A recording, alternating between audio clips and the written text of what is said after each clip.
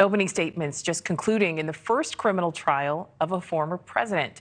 Manhattan prosecutors began laying out their hush money case against former President Trump this morning. He is charged with 34 felony counts of falsifying business records in order to hide $130,000 paid to adult film star Stormy Daniels. Prosecutors say that money was part of an effort to hide their affair in the run-up to the 2016 election. Trump denies having an affair. He also denies all of the allegations. NewsNation's Caitlyn Becker is live outside of the courthouse in Lower Manhattan. And Caitlyn, both sides outlining the arguments they'll make over the next several weeks.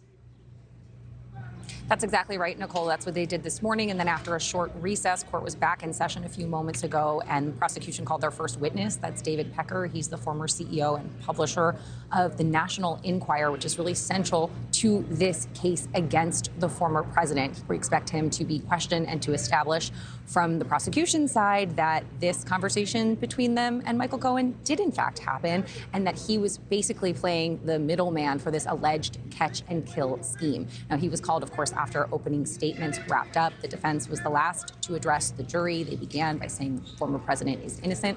They called the 34 counts against him just 34 pieces of paper. Everything kicked off this morning, Nichole, around 10:30 a.m. with the prosecution addressing the jury first. Now, they really started to lay out their case, saying, quote, "This case is about a criminal conspiracy and a cover-up."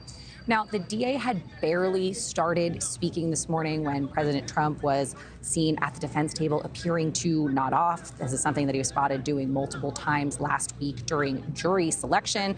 Nevertheless, the DA pressed on, describing a phone call to the jury where Trump could be heard, quote, suggesting in his own voice paying in cash. Now, that call was between Donald Trump, his former fixer Michael Cohen, and David Becker. Of course, he is on the stand right now, so we expect him to be questioned probably at this moment about that specific call. Now, the crux of this case was really summed up succinctly for the jury by the prosecution with this line, quote, "Cohen made that payment at Donald Trump's direction and for his benefit. He did it with a specific goal of influencing the outcome of the election." That is, of course, what they will endeavor to prove over the next few weeks. The former president, on the other hand, speaking out this morning, calling this case election interference.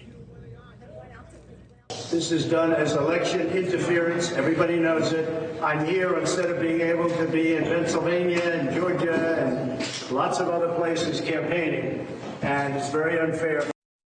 We've had suspensions given us.